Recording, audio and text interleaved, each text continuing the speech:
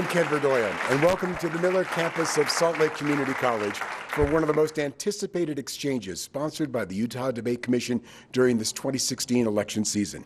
Tonight we gather for a debate between candidates in Utah's 4th Congressional District, and our debate is a rematch of an exchange that took place 2 years ago.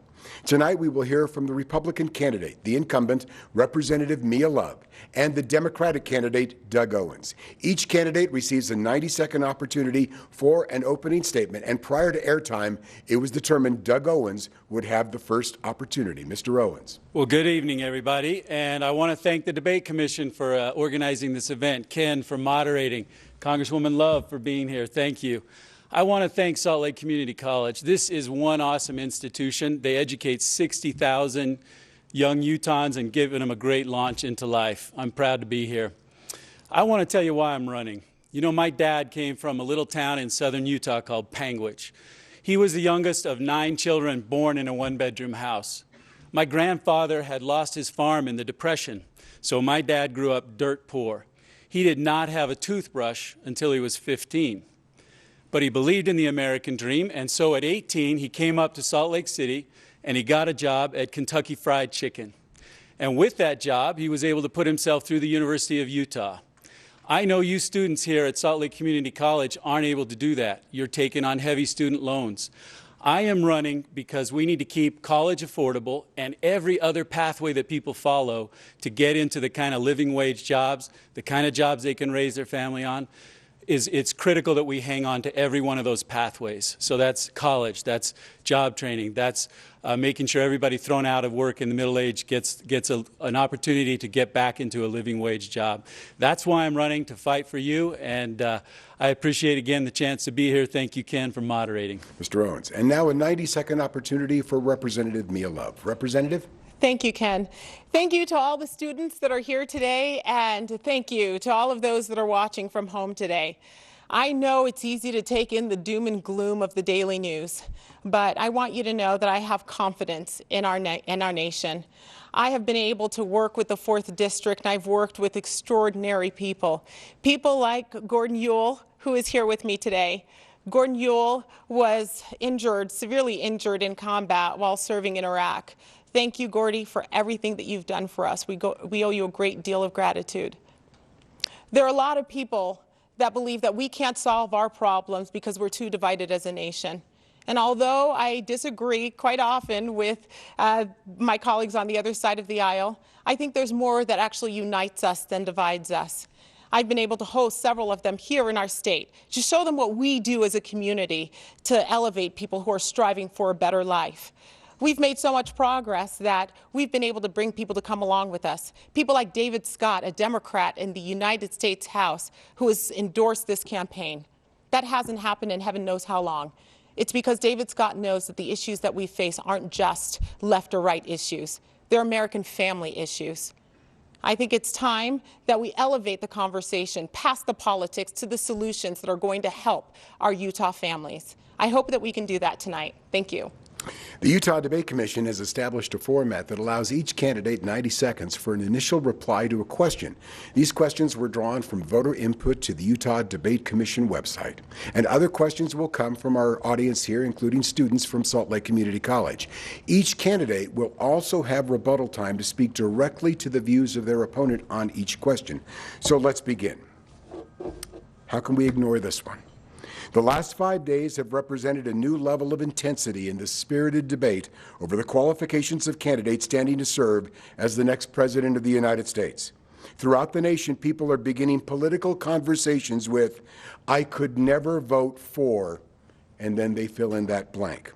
What are the values you are looking for in the next president, and who best represents those values in 2016? Representative Love, the first 90-second opportunity. Well, as being the only woman in the delegation, it's incredibly difficult to deal with the environment in a male-dominated Congress. But I'm from Utah, and comments and different things like that roll off my back. However, the past weekend has really given us an insight as to what is really at stake here in Washington. Let me give you an example.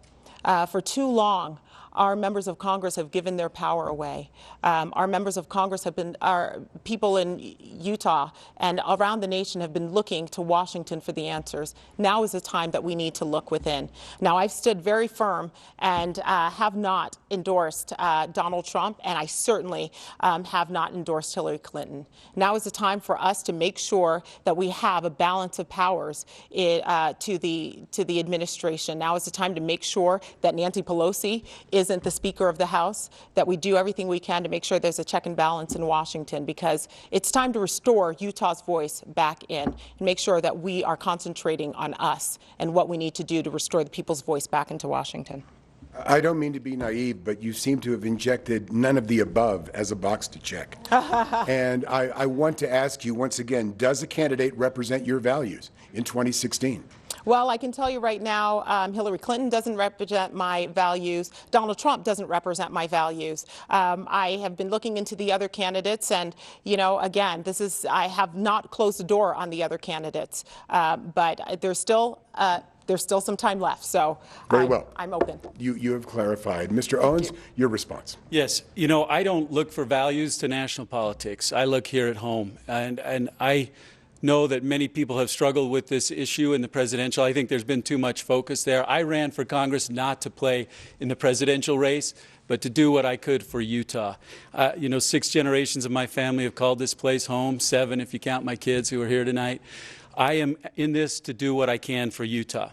Now, I have said I am voting for my party's nominee, but I have not endorsed any candidate. I am not participating in any race. I am trying to do what I can for Utah. And so I don't look there for values. I think we need to take our values to Washington.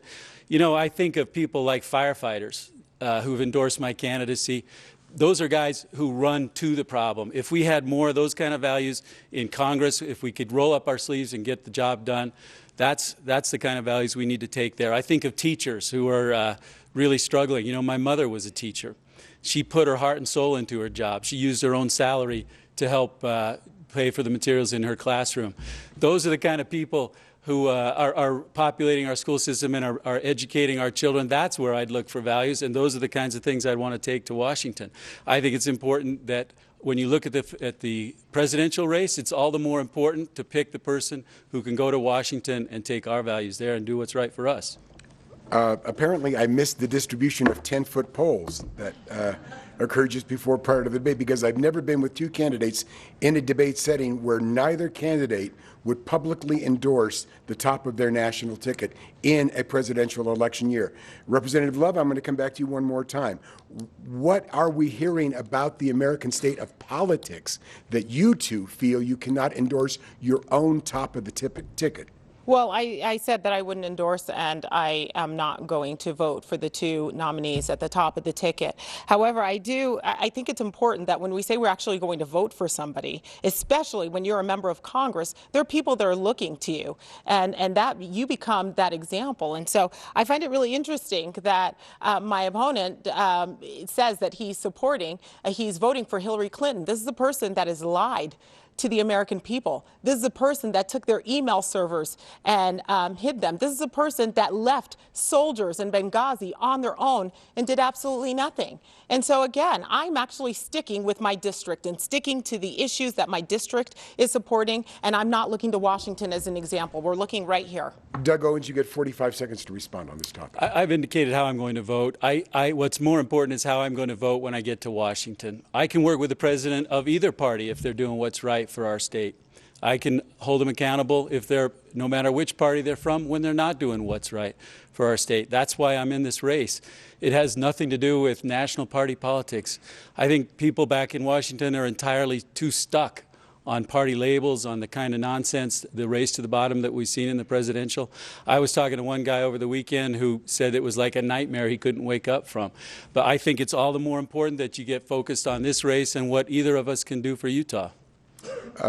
Let's move on to our next topic then. A series of recent national surveys by major print and broadcast entities reveal deep-seated concern in the hearts and minds of average Americans on 2 general topics: the economy and national security. Now, we have students standing by that will pepper you with questions on the economy. But at this point, please turn your attention to national security. Because of acts of domestic terrorism, Americans are expressing concern for their own safety in their home states and in their home communities.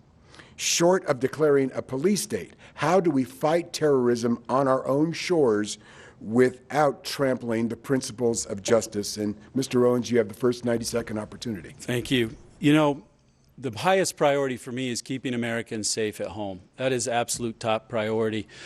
You know, I think that it's incumbent on Congress to give the military, to give the FBI, to give the immigration authorities all the resources they need to make sure that people that come into this country are safe and that we are safe at home. That's absolute top priority for me. It's clear when you look around the world and you see an expansionist Russia, an expansionist China, you see trouble in the Middle East, and domestically, as you say, Ken. It's all the more important that Congress go to work to make sure we are giving our military and our police the resources they need to combat terror. You know, domestically, it's interesting. If you look at those last 3 incidents of domestic terror, all 3 of those guys had come up on law enforcement radar before the incidents. Law enforcement, for various reasons, had not gone after them. I think it's incumbent on us to examine those incidents to make sure that the police and every other authority I've mentioned has the resources they need to keep us safe. That's Congress's job. And Representative Love, your response on the subject of keeping Americans safe at home from acts of terror. Okay, well, there is no question that we have a serious problem in our country. A poll that was published last year showed that 47% of Americans are fearful that they will be the victims or a loved one will be the victims of terrorist activities.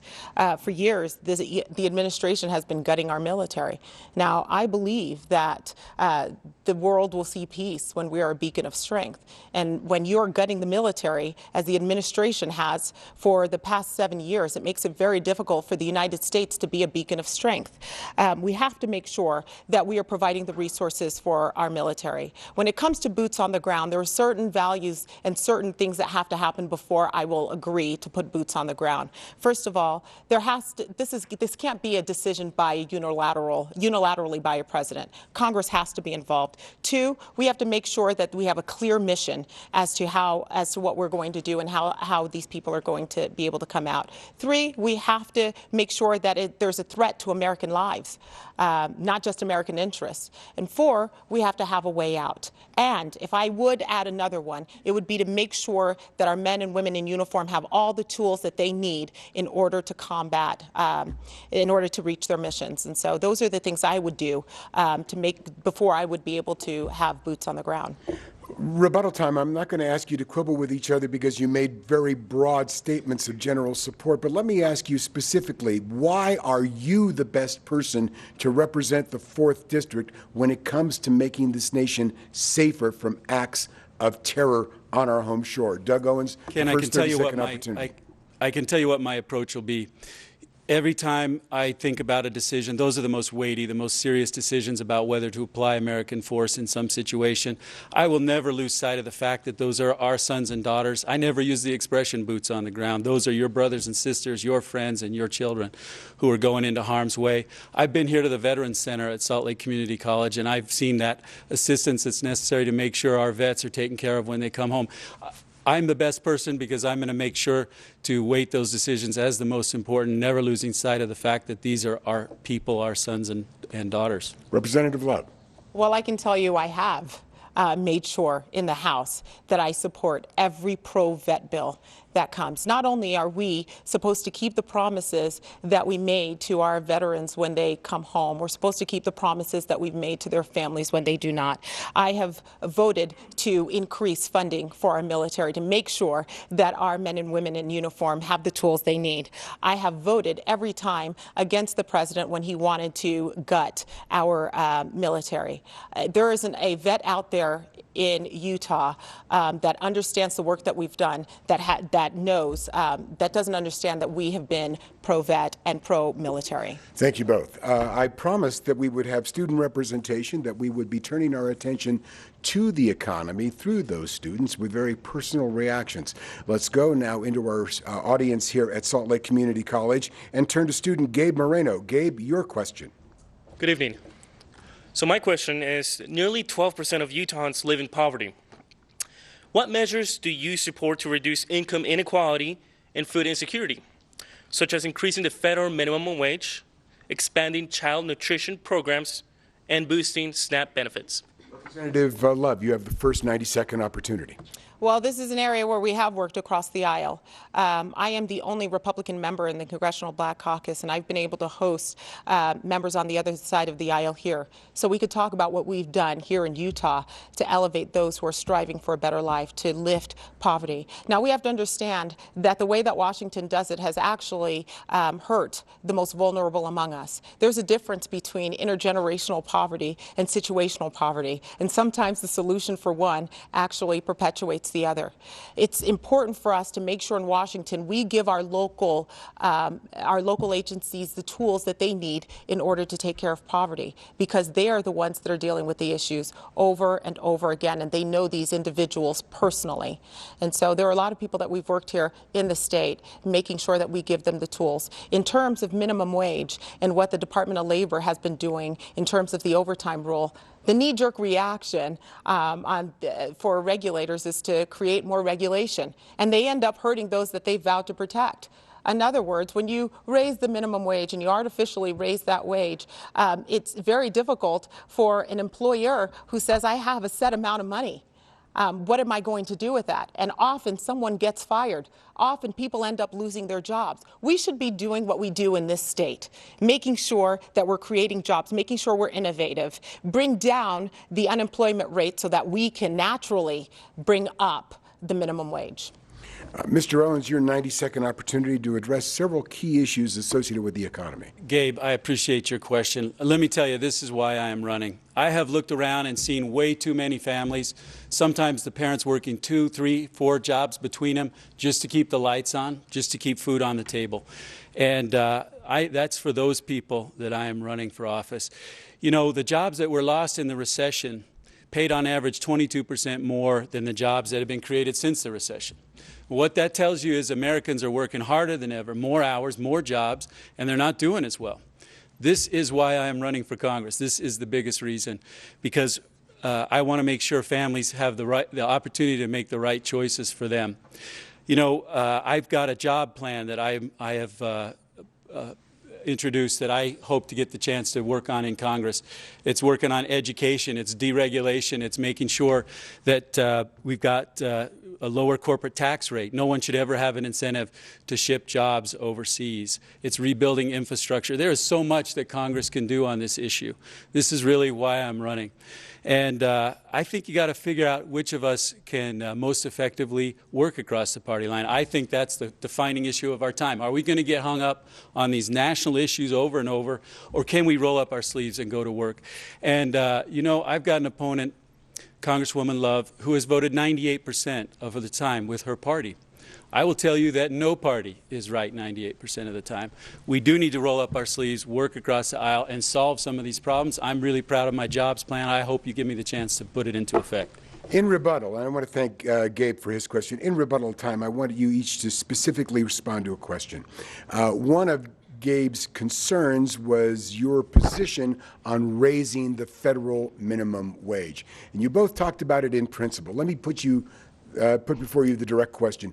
Do you support an increase to the federal minimum wage? Why or why not? Representative? I answered the question. I believe that artificially raising the minimum wage on the federal side is the wrong thing to do. The way that we create jobs is by innovation. The way that we create jobs is by free market principles, by deregulating. I'm glad that my opponent agrees with me on deregulating, because I'm part of the Article 1 project that is actually deregulating Congress. But we know that free markets have taken more people out of poverty than any other economic system in the history of the world. And so we have to make sure that we are bringing down the unemployment rate so that naturally people could bring up the wages and allow people to thrive. And Mr. Owens, I'm going to give you a 45-second opportunity as well. You know, the muscle of the American system is the private sector. I've been in the private sector my whole life. I've been in the real world helping business create jobs. I've been a business attorney for 25 years. Sometimes the government needs to get out of the way. Other times there are things the government can do to level the playing field. And I've mentioned some of those important job opportunities I think Congress can bring about. The minimum wage is a tough issue because I've seen the business perspective where I know that business sometimes is unduly impacted by government regulation. It is a two-edged sword. It makes it harder to hire, but it also increases the demand in the economy. There's a lot of evidence to the effect to back up what Mitt Romney said, that it is time to consider raising the minimum wage, and that's what I want to do. Back to our student body here at Salt Lake Community College. It's a diverse audience that we have on hand here this evening, but this is a representative of the student body, Arturo Salazar. Arturo, your question on the economy. Thank you. So my question is, tuition costs have dramatically increased in the past 10 years, often 2 to 3 times the rate of inflation. Yet education remains the best hope for many low-income Americans to improve their lives and those of their families. What would you do to either increase the FAFSA award amount or reinstate a year-round financial award? Mr. Owens, you have the first 90-second opportunity. Arturo, thank you. Let me speak generally about education, then get a little more specific to you. You know, I do think of my father and my mother when it comes to education. I mentioned my dad coming out of Panguitch, Utah. He was really poor. He had a very loving family, but they had no ability to help him get on in life.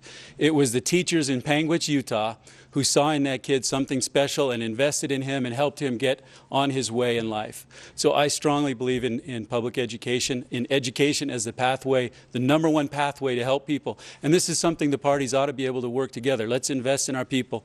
Let's grow the economy. Let's enable them to take care of themselves. Let's enable them to take care of their families. This is the most critical issue for me in terms of job growth and building our economy. And it's also the most critical issue in terms of getting Congress working again. I think also of my mother. My mother was a 5th grade teacher in Rose Park. She put her heart and soul into that job, and she used her own salary to buy classroom supplies. I know many teachers are doing that. She actually one time took a 5th grade class all the way to Washington, D.C. for a field trip. That's how much she cared. And I think we've got a huge teacher retention problem in this state. We lose almost 40% of our teachers in the first 5 years. My job going to Washington is going to be to get every federal dollar I can into our education system. That is the #1 pathway to get people out of poverty and being full-fledged participants in our private enterprise system in this country, which is our great strength. We just need to tap everybody and make sure they're fully enabled to participate in the economy. That's my #1 goal. Representative Love, your 90-second opportunity. Arturo, first of all, I want you to know that I've thought about this, and this has been a concern of mine. I understand what the students are going through. When I went to school, college tuition at my school was $20,000 a year. I actually, at the age of 35, paid back all of my student loans. So think about this. Today at the same school, college education is $44,000 a year. How long is it going to take a student graduating today to pay back those student loans? The problem that we have when we have these unlimited flow of federal dollars going into higher education, it's causing the rate of higher education to rise far faster than the rate of inflation. And it's making it difficult for middle-income families and the poorest families to be able to go to school. Now, I want you to know that I know that education is a great equalizer. I also believe that family is a great stabilizer. And we have to do everything we can to put money back into the hands of families and put free market principles into our college education so that way the schools can compete for those Title IV fundings. What I've done is I've introduced 3 bills that does exactly that. The college, the Know Before You Go Act, which allows the schools to give us the matrix of how much it costs, how many people have been able to graduate in their area of study, and if there are jobs that have there been jobs waiting for them. We've also introduced the College Affordability Act and the HERO Act so that we can bring down the cost of higher education so that you are not spending all of your life paying back a federal government. Let's turn to rebuttal time because I heard some differences between you two. Mr. Owens, you'll have the first 30-second opportunity. Arturo, thank you again for that question. It's a very important one. I will say there are important things that can be done to bring down the cost of higher education. For starters, if we've got enough money sitting in the capital markets to lend to banks at 0%, student loans ought to be made at 0%. People investing in themselves, their future, and their family, we ought to be able to do that. We ought to go after these predatory private schools that load up the debt on kids and don't let them have any opportunity to pay that off ever. We can do, there's an awesome idea that came out of Taylorsville here, where they made the senior year of high school the first year of community college at no expense to the student. There are great ideas out there. There are no shortage of good ideas to make college affordable. What there is a lack of goodwill in Congress to get anything done. We need to make sure we change that up. And I'm tired of the kind of sending the people to Washington who are just looking out for themselves and forget who sent them there and aren't getting the work done. Reminder to both candidates that the timing devices arrayed around you are not just for ornamental purposes. They do indicate the allotment of time and the fact that it is expired. So I'm going to give you 45 seconds, Representative Love, to respond on this subject of education. There's a clear difference here between my opponent and I think that's okay. This is your choice. You know, there is a monopoly right now with the federal government, and they're the only ones that are providing these student loans. I think that we should be able to open up those markets. I think that colleges should compete for the Title IV funding, and I think that the college institutions should also be held accountable. They have to have some sort of skin in the game to make sure that students that are graduating are able to get a job when they graduate. It's also important to realize that four-year colleges is not the only option out there, that we have skills training, that there's online training, there's accreditations that our states can work with. So we want to open up the options and give people as many options as possible. And Representative, you will have the first response to this next question. Do you believe there is conclusive scientific evidence that human activity substantially contributes to climate change? Help us understand your reasoning on this subject and what you believe is the appropriate role for the federal government and Congress on environmental issues. Well, the first town hall meeting that I held as a new member of Congress was in West Jordan. And the number one issue we had residents come from all over. A lot of the residents came from South Salt Lake, Mill Creek area, and climate change was one of their biggest issues.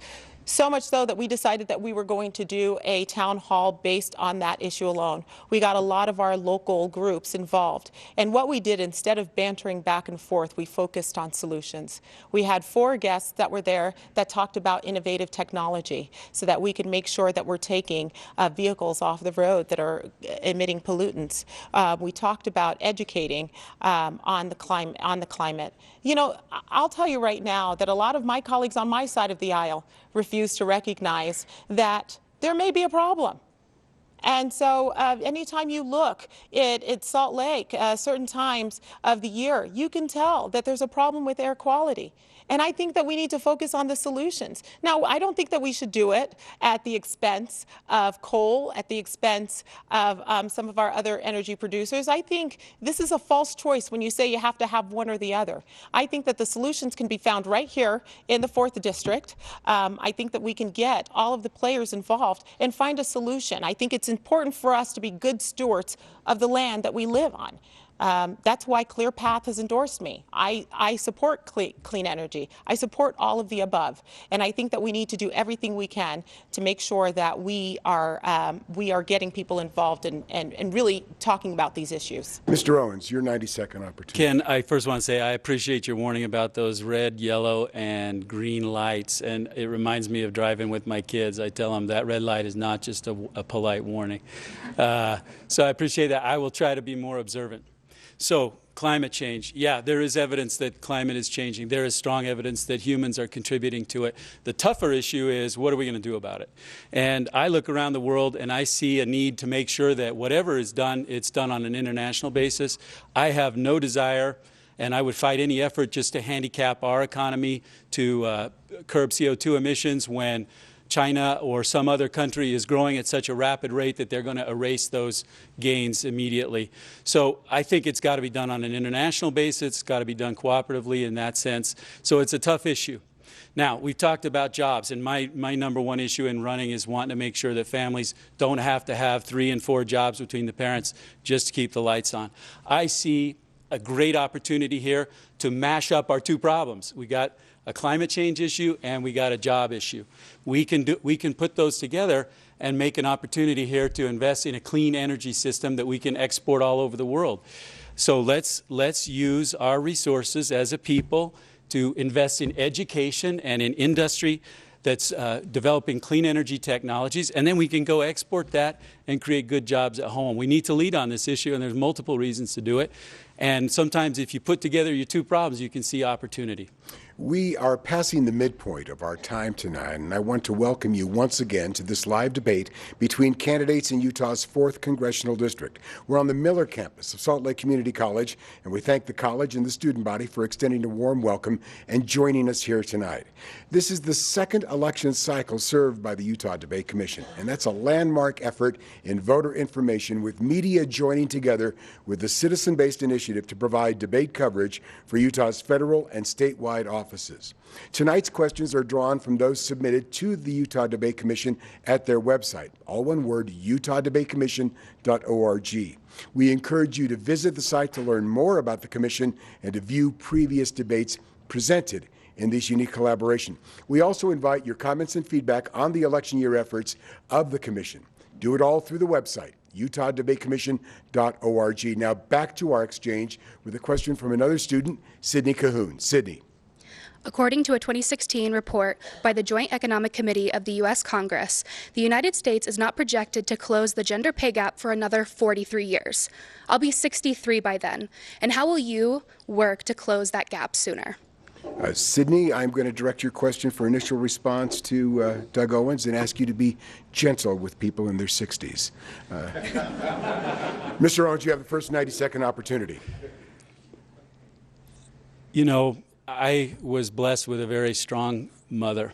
I've got a very strong mother-in-law who's here tonight. I got a very strong-headed wife. I got a very strong-headed daughter. I strongly believe in making sure that we respect women as people, that they be equal participants and make the choices, have opportunities to make the choices that anybody does. You know, 20-odd years ago, when I first had been practicing law for a few years, my wife and I were looking at our circumstances. We realized that she couldn't finish her training as a pediatrician, a baby doctor, if I didn't take a couple years off and stay home with my kids. So we had then 3 little boys, ages 5, 3, and 1, and I had the chance to take 2 years off from my law practice and stay home with them.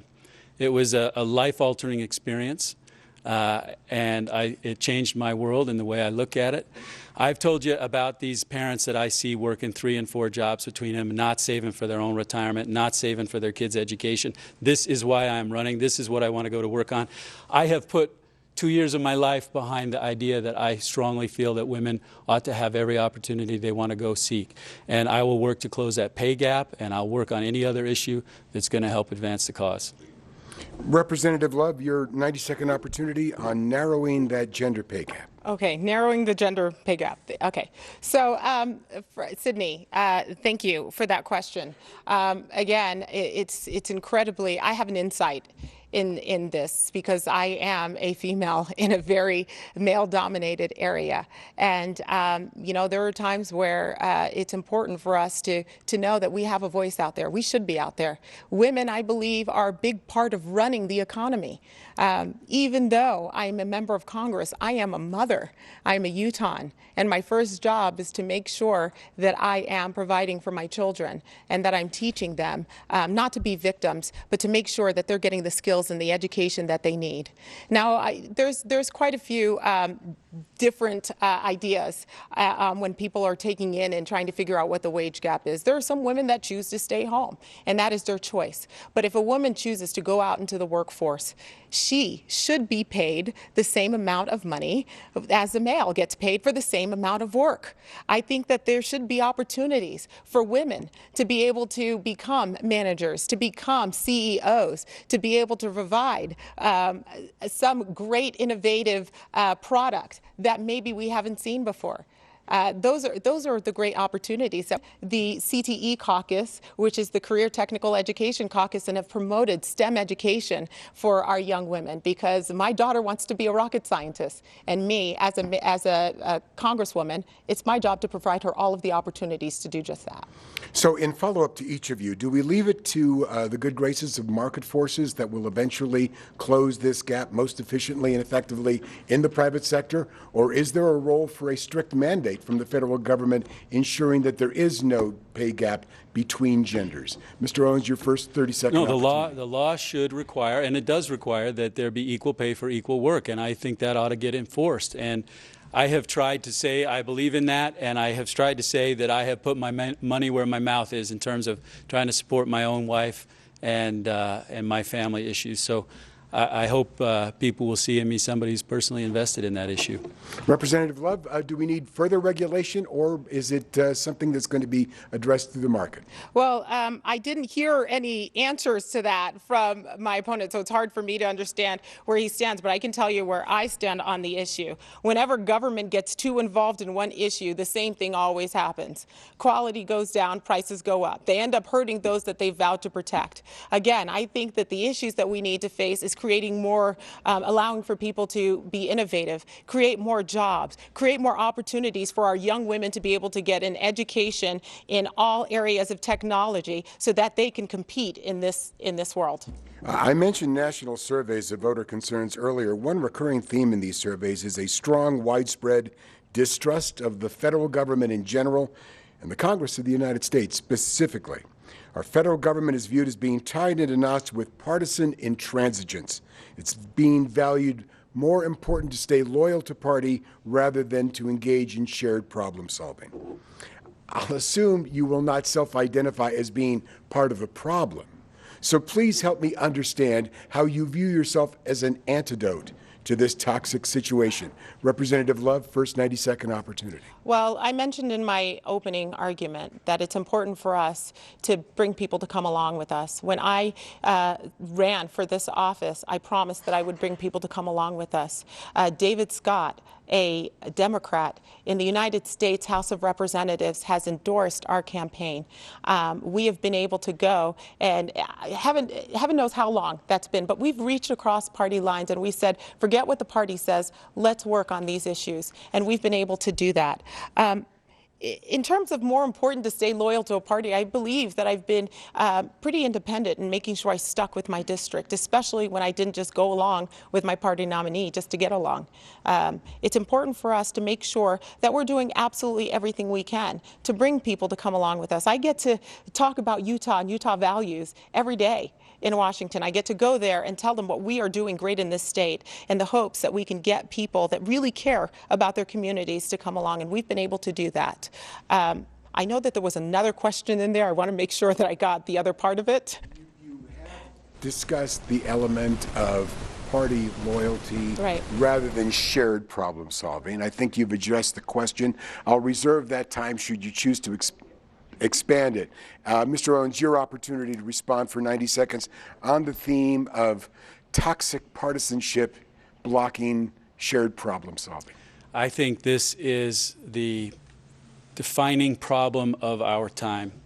You know, we've got a broken system, a system that will not work on any of the problems that we want it to, that will not fix immigration, that will not give us an energy policy, that will not go to work on the president using armed forces around the world. Congress won't even debate what to do in Syria. We have ample trouble. We got problems that need solving. We need to have a Congress that works again. I have put out an important ethics program that I hope you'll give me the chance to go to work on. It does away, first of all, it requires Congress to begin working 5 days a week again. Right now they work 2.5 days a week. I think they should be in Washington 5 days a week working together to solve these problems. We should do away with automatic pay raises. We should do away with luxury travel. We should do with the self-promotional use of taxpayer dollars to fund mass mailers. There's a lot of stuff that we can do to get Congress working again. I hope I get the chance to do it because it is the defining problem of our time. I have seen a better way. I have seen times when people got elected to Congress and realized that the elections ended, and then they went to work to solve problems. This is how you run your family. You don't steamroll other people. You don't roadblock other people. You work together when you have your different views. This is how you run the workplace. This is how we need to run the government. We need to get back to work solving problems together.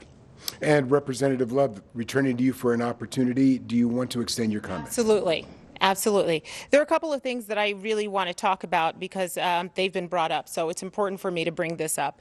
First of all, I think that some people believe that the most important work done is in Washington, where I can tell you in my experience, the most important work that I do is right here in the district, where I'm sitting across with other families that have issues that are working through, whether it's a VA problem or working through getting their benefits as Social Security or working through being able to get their citizenship here legally. Those are the people I represent. The most important work I do is right here. And it's important for me to come home every single week and remember who it is I represent. And that is Utah. Not be in Washington and stay there and forget who I represent. But it's right here. The other thing I want to mention, and I just want to continue to go with this, the whole idea of the self-promoting mail is absolutely dishonest. I mean, both papers actually agreed that it was dishonest, and they rarely agree. This is a benefit that Mr. Owens is actually using for his own purpose. He's using this benefit for his own purpose. He understands that this is part of an entire, this is my extended time, right? Yeah, you're into your extended time. And I don't want to artificially cut you short, but if you could I just want to bring up the fact that he didn't mention that this is part of a big budget, that we've actually saved $110,000 in the budget, where we are up on communications. We've actually decided to stay low on our employees to make sure that we are spending time communicating. And as a new member of Congress, it's important for us to let people know where we are, how to reach us. That's how we've been able to help Mr. Johnson receive the medals that he's received. So it's important to bring that up. He's being dishonest, and I think that we need to make sure that we recognize in that. the context of times management, now, Mr. Owens, you get 1 minute to respond. Congress has plenty of time to be home in the district. They get every 4th week off. They get multiple recesses. They should be in Washington doing business and figuring out the problems of this country that aren't getting solved. So I think they ought to work 5 days a week again. And I would do away with those mailers. You know, I have, no paper has said that it's incorrect that my opponent has used $300,000 of taxpayer dollars for self-promotional mail. That's almost 3 times as much as every other member of Congress from Utah put together. I think that's a waste of money. You know, my son Sam got his first full-time job recently. And he comes to me with his pay stub, and he says, "Dad, what are these deductions? They are taking half of my paycheck." And I know you know that disappointment. I've seen it myself. I think tax dollars are sacred, and that is a horrible waste of money, and I would stop it as soon as I get to Washington. We're going to turn back to our student audience once again. The next question will be coming from Connor Holt, and Connor is interested in what comes after his college education. Connor? So when I graduate with a degree in business in 2 years, I wanted to work a full-time job, but many young Americans are currently underemployed or stuck in part-time jobs. What is your plan to help grow the economy? Mr. Owens, you have the first 90-second opportunity. Connor, I've told you how important I think this is. I appreciate that question. I strongly believe education is our #1 pathway forward. We have got to invest in our people. You know, I've been in the private sector my whole life. I've been in the real world. I've seen how business creates jobs. I know sometimes government needs to get out of the way. Other times there's things to do to level the playing field. You know, it doesn't bother me that the kid flipping burgers is not earning what the CEO of the company is. What does bother me, and I know bothers everybody in this room, is if that kid never has a shot at that job. So let's invest in people. Let's make sure they've got every pathway into the American dream. Some people say the American dream is that you got a shot at getting wealthy. That isn't what it is. It's not how a few of us are doing. Now, I got nothing against anybody getting wealthy. But the American dream is about how all of us are doing. How whether an everyday person can get a house in a safe neighborhood, can send their kids to a good school, and can look forward to a retirement with some dignity. So this is #1 priority for me. Education is the biggest part. I've mentioned rebuilding infrastructure. I've mentioned deregulation. I've mentioned doing away with lowering the corporate tax rate and doing away with all the loopholes so that no one's got an incentive to ship a job overseas. Fair trade agreements is another thing we can work on. This is job one, and I'll get to work on it. Representative Love. I want to make sure that I get back to one more thing, and then I will answer your question very quickly. Where you are being dishonest is the House admin actually scrutinizes every piece of mail that we send out. And it is signed by a Republican and a Democrat to make sure that it is non-political in nature. And I'll also mention that he didn't have a problem when Matheson actually communicated more than the rest of the delegation. He did that very well. He communicated with his constituents, and I'm proud of the fact that I've used the budget to communicate as opposed to using the budget to have a massive amount of staff members. And I continue to behave fiscally responsible by returning money back to the Treasury. To your answer, it's very clear what we need to do when it comes to job creation. There are 4 pillars. People talk about 3 pillars, but there are 4 pillars that really need to happen. First of all, job creation through innovation, removing regulation that is really stifling our small businesses. It is harder for us to open up a small business today than it's ever been in our history. 2, we have to make sure that we are producing energy. We have to be able to be competitive on the global market. 3, we have to make sure that we simplify the tax code. The tax code makes it so that it's easier for people, for bigger businesses to be able to get through those loopholes and more difficult for our smaller businesses. And 4, we have to create liquidity. We have to make sure that people have access to credit, whether it's buying a car, purchasing a house, or being able to start a business. You do those 3, you do those 4, you'll be able to grow the economy, and the United States of America will be competitive on the global market again. Okay, Mr. Owens, we're going to come back to you for rebuttal time, and recognizing that a good portion of the representative's comments dealt with the franking privilege, you have the opportunity to respond to either mailing or the economy question. Listen, there's no issue with somebody sending a mailer that announces a town meeting. That's not what those mailers were about for 1 second. Those were self-promotional campaign pieces that were paid for by the taxpayers. My opponent just tried to excuse that by saying both the Republicans and Democrats do it. That's one of the problems back there. I would never do something just because everybody does it. Those are a waste of money, and I'd do away with them. All right. Representative, you have an additional 30 seconds coming There your is way. absolutely no response. This is just something that he is using to his own benefit to complain because he's got nothing else. So I understand that he's got a problem, so it's okay. We'll let it go. Let me see how you respond to this question. Weekly, our headlines are stained. You technically cannot, because she waived her rebuttal time. You don't get to claim it. So I regret that, but more time will be coming. The clock is coming your way. All right. Weekly, our headlines are stained with reports of mass shootings in this nation, throughout our nation, big cities, small towns, on community college campuses. In 2015, more than 10,000 Americans were fatally shot. More than 25,000 were wounded. Those figures do not include the use of firearms and suicide.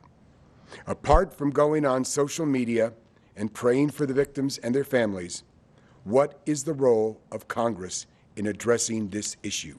Representative Love, you have the first 90 seconds. Well, I think it's important to recognize that there are people in their communities that feel like they don't have a shot. There are people that do feel like they're being targeted. And I think it's important to recognize that. But I also believe that the role in any leader would be to unify, not to divide our country. I believe that we are more racially divided today than we have been in 7 years. And I think that it's a lack of leadership on the administration side, and frankly, a lack of leadership on the in Washington. As a mayor, what I did when we realized that people were having an adverse type of relationship with our police officers, we decided that we were going to get our own police officers that live in our own communities. So the people that they're enforcing the laws to are their neighbors. These are the same people that their children are going to the same schools, playing at the same parks. They're going to the same church. And it creates an environment where that person now is not an enforcer, but that person is a community police officer. a person who is going to help you in your neighborhood. It's incredibly important that we do everything we can to make sure that we're not trying to fix the problem at the end. We have to make sure that kids on the streets of Baltimore, kids on the streets here in Salt Lake actually have an education, so that way they can become police officers in their own community and be able to be the role models in their communities. I have been informed by our timekeeper that we have enough time remaining for your full response to this, Mr. Owens, but no further time. So you have your 90-second opportunity. Thank you, Ken. I do want to go back and address one other issue. You know, I think it's important to talk about what a sitting member of Congress has been doing for 2 years. I think it's perfectly fair to point out the use of taxpayer money, and I do that any day of the week. I think I certainly haven't been abusing this privilege myself. I certainly have never had any taxpayer dollars in my control to use in that way. I think it's terribly inappropriate, and it's part of the ethics reform I would do if I got back to Congress, to get Congress working again, to do away with those mass mailers, the self-promotion, the luxury travel, and making sure Congress works again. I think that is the bedrock of what we're going to be able to do to move this country forward, because we can't make progress on these other issues until we reform the way Congress operates. Now, to the issue of policing. My brother is in law enforcement. I want to make sure that every law enforcement officer goes home safe to his kids at night. We need to give them the resources to do their job. We need to give them the resources to have the training to stop the conduct that sometimes we've seen too often here. But if we train them, if we work together, and I am all about solutions. I am all about trying to bring people together rather than saying it's an us versus them setting. We can work together to solve our problems. This is the United States, and I believe that's how we're going to go forward. It is just like your family. It is just like your workplace. If you take account of other people who see things differently, you can work out your problems and find common ground. I've done that as a lawyer. I'll take that skill to Washington. While I sincerely wish I had additional time to redirect that question and hone in, we've reached the end of our allotted time for the questions with the candidates, and now we must move to 1-minute closing statements. Prior to airtime, it was determined that Representative Mia Love would have the first 60-second opportunity. Representative. Well, thank you. Thank you so much for being here. I have had the opportunity to represent the wonderful, diverse people of the 4th District for the past year and a half, almost 2 years, and it has been my honor and my privilege to do that. I've gotten to know you. I've gotten to know your families, and this is not just about a job to me. You've become my neighbors and become my friends. I want you to know that I believe we still live in the greatest country on earth.